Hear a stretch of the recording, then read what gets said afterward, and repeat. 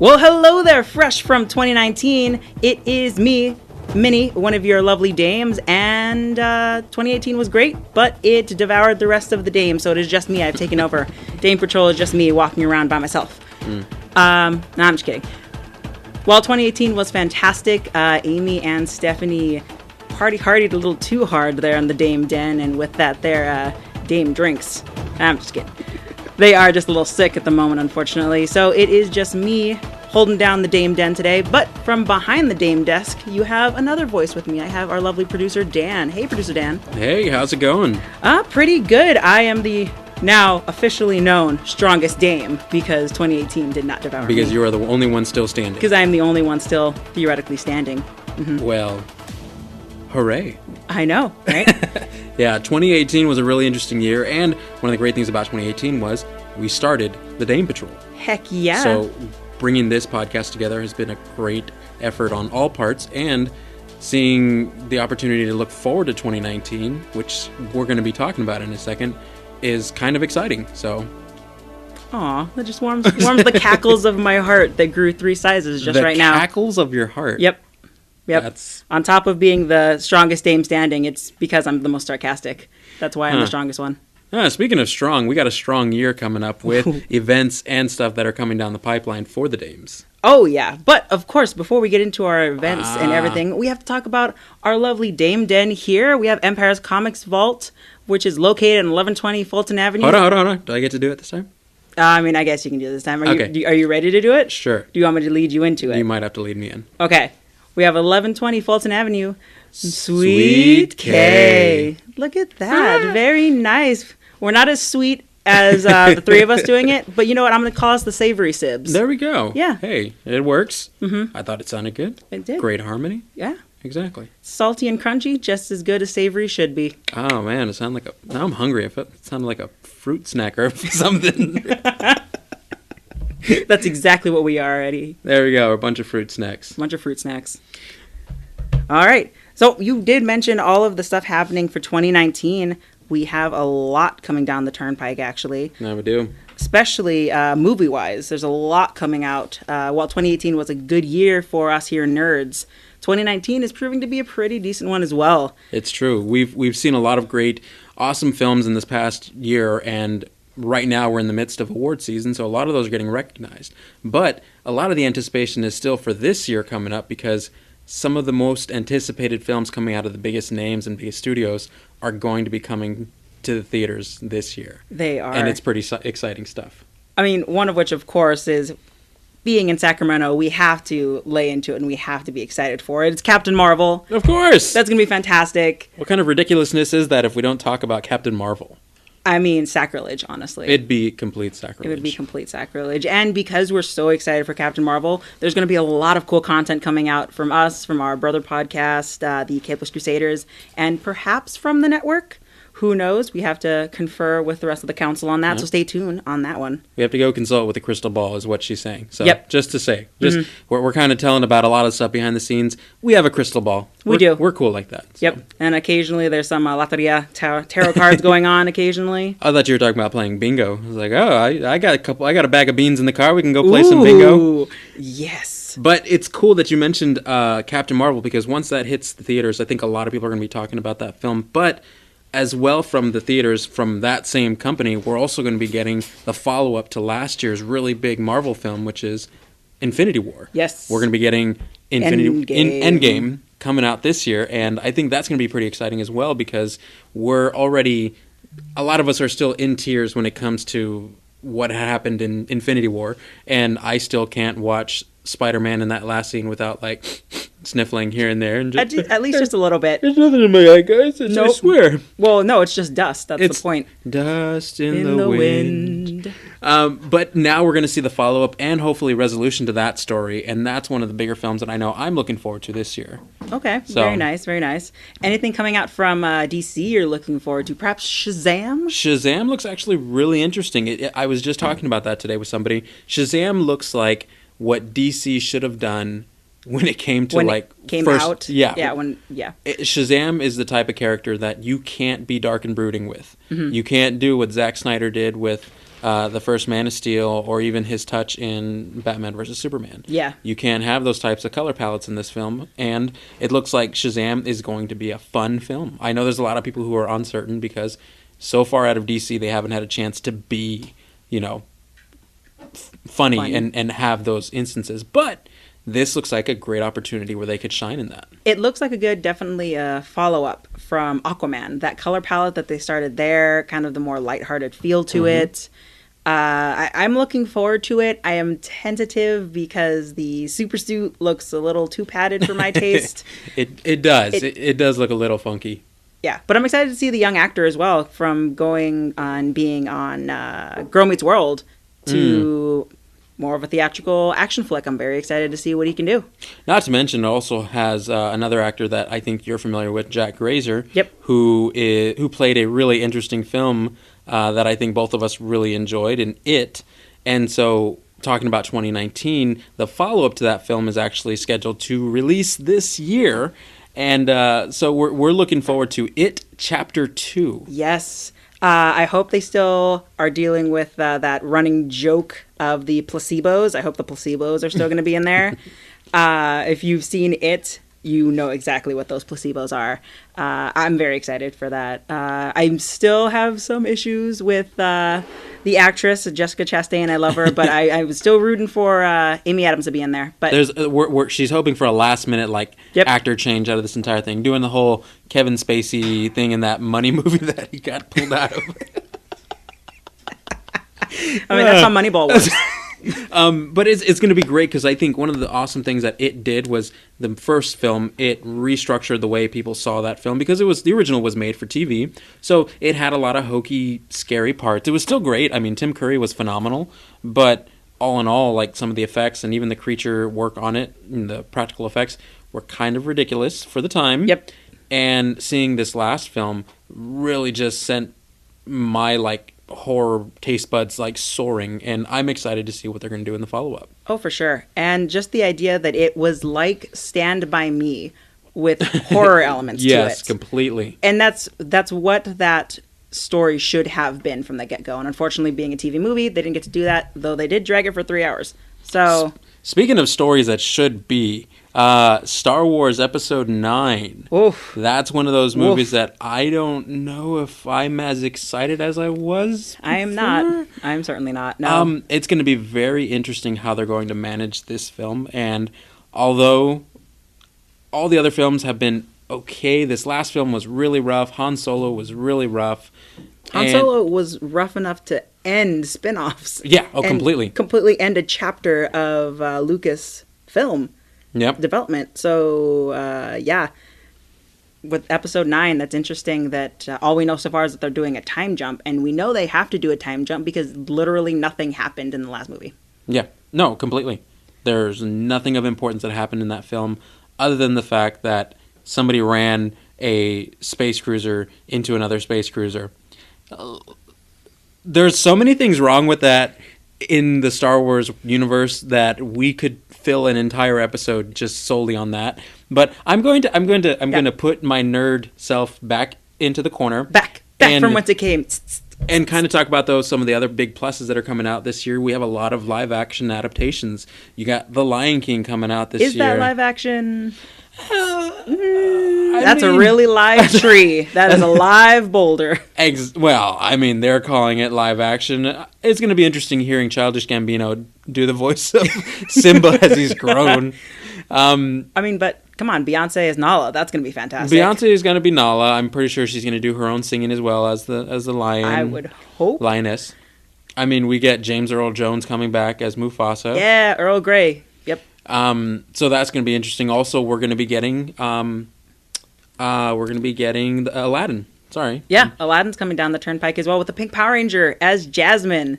So I hope she does all of her stunts because she was fantastic in the Power Rangers. How do you feel about Will Smith playing the genie? I know there was a lot of blowback for one of the press photos that was released, and it kind of looked a little funky. What are your thoughts on them moving forward with having Will Smith play that iconic role that Robin Williams totally blew out of the water? I think Will Smith was a good choice in that he definitely has his own swagger and he has his own style when it comes to humor. And I think a lot of people have forgotten that with a lot of his repertoire since the 90s. He hasn't done much with that. I'm excited for it. I think he does a lot of really good voice work. But on the one hand, I have to agree that image was kind of rough. Why the random top knot ponytail? It didn't even really work well. Just let him be bald. Just let him be bald and have the goatee, and he would look fantastic. Yeah. Some of the other more well-known ones out of the big House of Mouse, you got obviously Toy Story 4, a really big one that I really honestly have to say nobody asked for. Nope. But they're coming out with it. I don't know. I don't know how I feel about that. But that's coming out. We got Dumbo, which Nope. No. I'm worried for the children. I'm gonna be honest. I'm worried for the children once that the elephant kind of hallucination scene comes about, because that's exactly why Tim Burton wanted to do this movie. That's why they let him do this movie. I was gonna say that man has probably been dreaming ever since he was a child to get his hands on that scene alone and be able to recreate it in his image. Yep. And nightmares will ensue. And I feel like Tim And they Burton, won't be before Christmas. They'll be after. Oh, 100%. And sadly, they probably will be the bad kind as well. Yeah. So, wet seats and all. Also coming out of the big House of Mouse, you got Frozen 2. Oh, I wish we let that one go. I wish we did. But we are also getting a remake, and I know this is something you might be excited for. Well, you should be excited for. You better be excited for. Pet Sematary.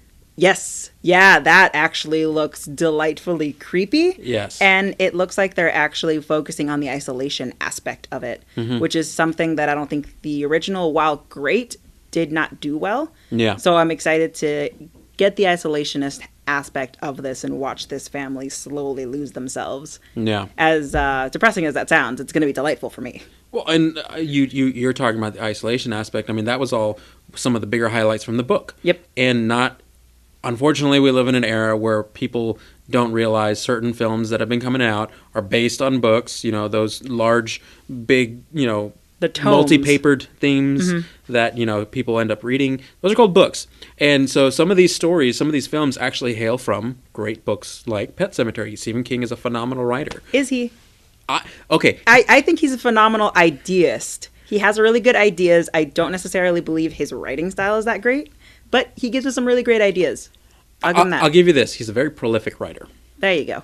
That's more along the lines of what I mean. Because I know where you're going. Yep. And trust me, I've read it several times. I know the parts that are no bueno. So, but yeah, I think we have a lot to look forward to when it comes to this year for movies. And I mean, who knows?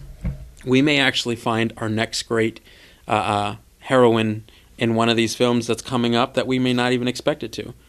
Some people are talking about Shazam being a great film and a great superhero film, but I'm actually looking forward to seeing it for what Beverly does in that film, because we know how big of a role Beverly had in the story. Yep. And if we're talking heroes and dames, I think that's somebody who really stands out to me.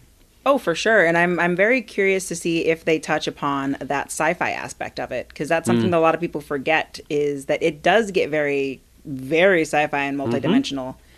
And with the creative crew, especially the sister on that crew, she was very much into the production side of it and the hands-on designs of everything. So that's going to be very cool to see them deal with the cosmic turtle. Flying space turtles! But yeah, looking forward to 2019. I think movies have a really big play of it, but also not just movies, but what movies hail from, and that's comic books. And I believe comics is having another great big day this year. It is what I like to call Nerd Super Bowl. It is Free Comic Book Day 2019. And here at our lovely Dame Den Empire's Comics Vault, we make a big deal out of that. We love to give back and thank all of the people who come here, all you lovely listeners, for shopping here and actually dealing with all kinds of fun stuff around here. So we are going to be doing another big con celebration in our parking lot. Can't talk too much about everything happening, but we've got some special surprises coming up for you guys with that. Well, it's really cool because last year was my first time doing Free Comic Book Day here. I had done it at other places, and coming to Empire's Comics for Free Comic Book Day, It was seriously a sight I'd never seen. Like, I've been to a lot of the other larger names around town, and it was fine. A lot of the stuff that was happening inside, a lot of things that were going on indoors. And like I said, Free Comic Book Day, what do you expect? Free comics. Yep. I came to Empire's Comics, and there was a freaking swap meet, or like whole entire flea market of like nerddom and nerd badassery all over the place. And wrestling. And a whole wrestling ring. Like, I believe, like, the Capeless Crusaders, David Barry was actually one of the wrestlers in the ring. He looked phenomenal. It was so crazy. So, I mean, I'm looking forward to this year, and I know my calendar is already marked for Free Comic Book Day. So, if you get a chance, come on through, because it's definitely an opportunity to see something you probably haven't seen in a while, and that is actual people having fun at a comic book store. What? People have fun at comic book stores? Yeah, they don't just talk about how bad comic movies are? Or, like, just discuss about which superhero is better than the other? Gasp. Horror. I know. So, which is what we love around here, gasps and horror, That's true. Speaking of gasp and horror, talking about the craziness of this year, we also got a lot of cons that are going to be coming through, and those are one of the biggest things that a lot of us always worry about. We always wonder, we always concern ourselves with, because how do you know which con to go to? And I believe the dames are actually going to be heading to a couple of specific cons this year. We are. We are very excited to finally be able to announce. It's been coming down the turnpike for a little bit here, but we got our dame tools together and our utility boats, and we are proud to present that we are finally going to Emerald City Comic Con 2019. It's going to be sick. We are also going to the nerd mecca for the House of Mouse, if you would. That's true. D23. We are very excited about that one, because that is going to be a D23 where they're going to finally probably announce Marvel's next phase. Yeah. Phase 5, right? Phase 5. Yeah, and I think that's going to be a really great opportunity. As part of the Dames and part of the Dame Den, you guys are going to be able to get a chance to speak to really great creators and individuals who are just idea sparkers in this industry, male and female, but I mean, being able to really highlight some of those and have the opportunity to share it here. I know we were talking off air, and you were mentioning you got a ton of interviews scheduled for Emerald City. Are you excited for what's to come when you guys head down there? Oh, yeah, for sure. One of which actually is a fantastic dame. Look up her webcomic. She's Mildred Lewis. It's Agents of the Realm, a great retake on Magical Girl stories, actually. It's magical girls in college trying to deal with balancing their studies and going to parties, and one of their professors is actually their big bad. Really? Yeah. That's an interesting look. I mean, I'm gonna have to check it out now. Yeah. I feel bad because I haven't actually read this, and so she's talking about it. I'm like, I should have read this before on air. I should have read this before on air. I should have read this before on air. But you know what? I'm going to be taking the effort and taking the time to actually check it out, because I know when it comes to the interview, you guys are going to be fully ready, and you guys are going to have a good time. Oh, heck yes. And of course, we've got other ones along the way, but those are in the process right now. So those are going to be mum for now, but expect them to be great, like the dames, of course. Exactly. Stay tuned. And speaking of stay tuned, we actually have some great, awesome content coming up in the next couple episodes, because you guys are going to be doing a great recap of something that just happened. Yes. Speaking of more cons, we just went to, Amy and Stephanie went to SAC Anime 2019. I worked SAC Anime 2019. It's completely different to attend a con and then to also work a con. So we are going to be getting the 360 on SAC Anime, how that went down. And also, along the way, tell you guys the Con 101. What do you need to know about having a fun and safe con? Because guess what? Those are not mutually exclusive, unfortunately. It's true. Going to a con, you think you have an idea, but then you show up and you're like, oh my gosh, where's my pens? Oh my gosh, I need paper. Oh my gosh, I should have brought water. Oh my gosh, a sandwich cost how much? All these questions and more are going to be answered in the next episode when we get a chance to talk about Con 101 with the dames. Yep. And a snippet of that, orange slices and sandwiches are your friend. Very true. I've learned that the hard way. Well, one of the great things about SAC Anime is that we have a great shout out, and I think you wanted to kind of give a shout out to our special friend. Yes.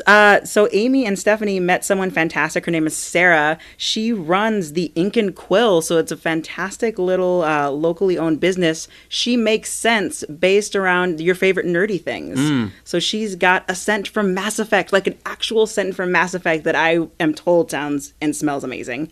Mass Effect is one of our favorite games here at the Dames. But she does things from favorite characters to just D&D. So if you have a character that you love, if you're a paladin, here's a scent for you, so you are ready to roll and toll and let people know just what you and your deity are about. Yeah, that's really cool because I didn't realize that I've actually been buying from them for some time. So there's a smell that I actually really like, and it's called Grimoire. Ooh. And it's the best way to describe it is it smells like an old musty book. And that may not sound appealing to some, But such a good scent, though. For me, it is absolute heaven, and I adore it. And so, big shout out to Sarah and all that she's doing, and we hope that she's listening and she hears her shout out. Yeah, much love to you, Sarah, and congratulations. SAC Anime Winter 2019 was actually her second con, so I hope it went well, and I hope she met other people that appreciate and love her as much as we did. It's true. So, yeah. So again, thank you guys so much for checking us out here at the Dame Desk. This has been Minnie, and this has been our lovely producer, Dan. Hey. Hey. And we have been the Dame Patrol. We're very excited, and see you guys in the rest of 2019.